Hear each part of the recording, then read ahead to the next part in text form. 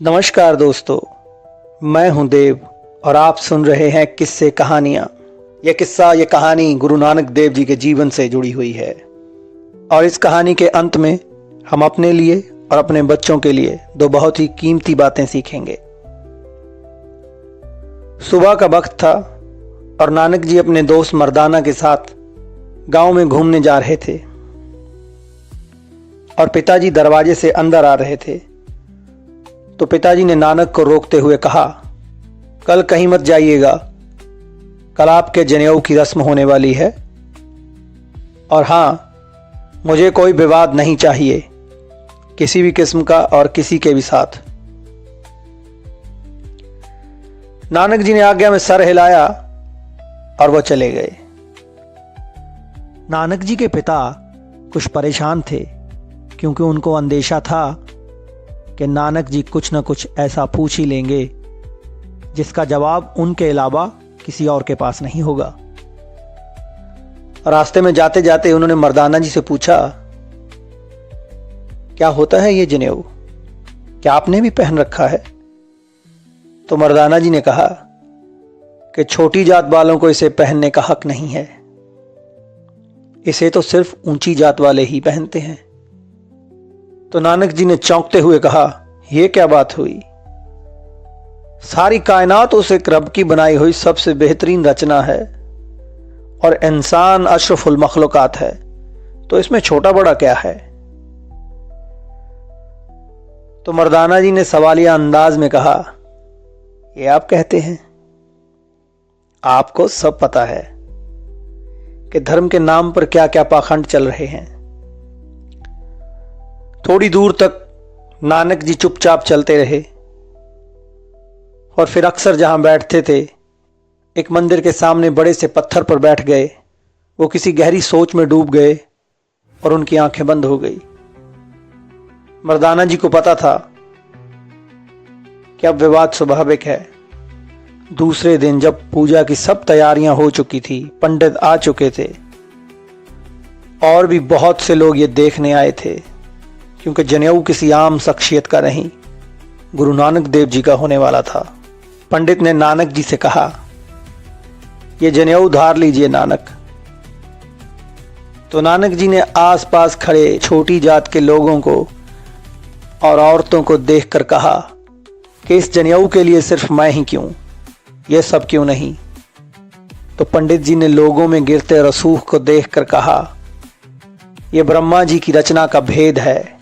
कोई उनके मुख से निकला है, कोई उनके बाहों से, कोई पेट से तो कोई पांव से, और जो लोग पांव से निकले हैं वो जनेऊ नहीं पहन सकते।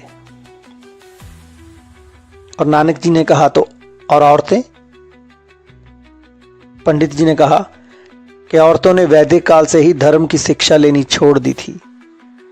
और अगला सवाल करते हुए उन्होंने कहा कि अगर आप और आपका धर्म ये मानते हैं कि सर से पांव तक सब उसी ब्रह्म का हिस्सा है, तो फिर भेद कैसा? इससे पहले कि पंडित जी कोई उत्तर सोच पाते, नानक जी ने अगला सवाल पूछ डाला, अगर मैं इसे पहन भी लूं तो उससे क्या होगा? तो किताबों में लिखा रटा रटाया जवाब पंडित जी ने एकदम से कह दिया कि इससे आप द्विज हो जाएंगे, अर्थात आपका दूसरा जन्म हो जाएगा। तो नानक जी ने पूछा, क्या इससे मैं नया हो जाऊंगा? पंडित जी झट से बोले, जी हां, इससे आप नए हो जाएंगे, आपके लिए धर्म और मोक्ष का द्वार खुल जाएगा। नानक जी ने कहा कि पुराने में क्या खराबी है, मेरे लिए तो हर पल हर क्षण नया है, हर जीव हर जीवन हर कण नया है, मैं तो पुराना हूं ही नहीं। और बातों बातों में बात बढ़ गई। तो फिर सब समेटते हुए नानक जी ने कहा कि अच्छा चलो ले आओ फिर वो जनेऊ जो सत्य का बना हो, जो करुणा आत्म अनुशासन का बना हो, जो समानता का बना हो, और पहना दो इन छोटी जात वालों को और इन औरतों को भी, जो इन सबको एक समान कर दे, जो ले चले सबको मृत्यु द्वार से मोक्ष के द्वार तक। उस समय का धर्म रीति रिवाज इसकी आज्ञा नहीं देते थे कि कोई छोटी जात वाला या औरतें जनेऊ पहने, और पंडित जी ऐसा कर नहीं पाए। पिताजी बैठ गए और उन्होंने माथा पकड़ लिया। नानक जी की बात पंडित और वहां पे खड़े प्रत्येक व्यक्ति को समझ आ गई थी, मगर पिताजी को नहीं।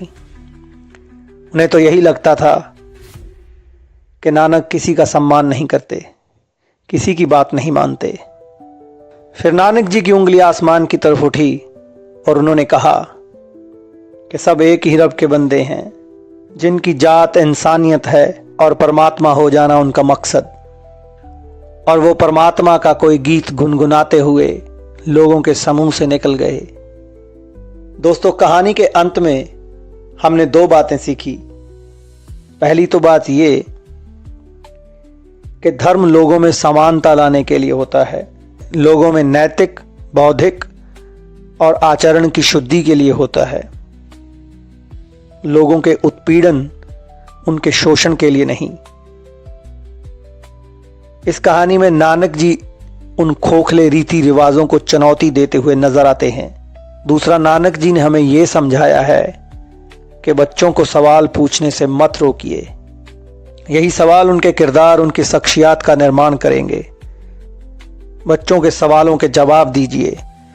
अगर जवाब नहीं पता तो खोजिए और खोजते रहिए जब तक जवाब मिल ना जाए। बात बस ये है कि हम सबको अपने सवालों के घोड़ों पर सवार होकर खोज करते रहना चाहिए। यही सवाल हैं जो हमें सच तक ले जाएंगे।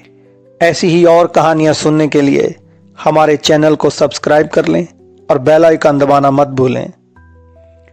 फिर मिलेंगे एक नई कहानी के साथ। तब तक के लिए हंसते रहिए, खुश रहिए। इतने प्यार से सुनने के लिए आपका धन्यवाद। नमस्कार।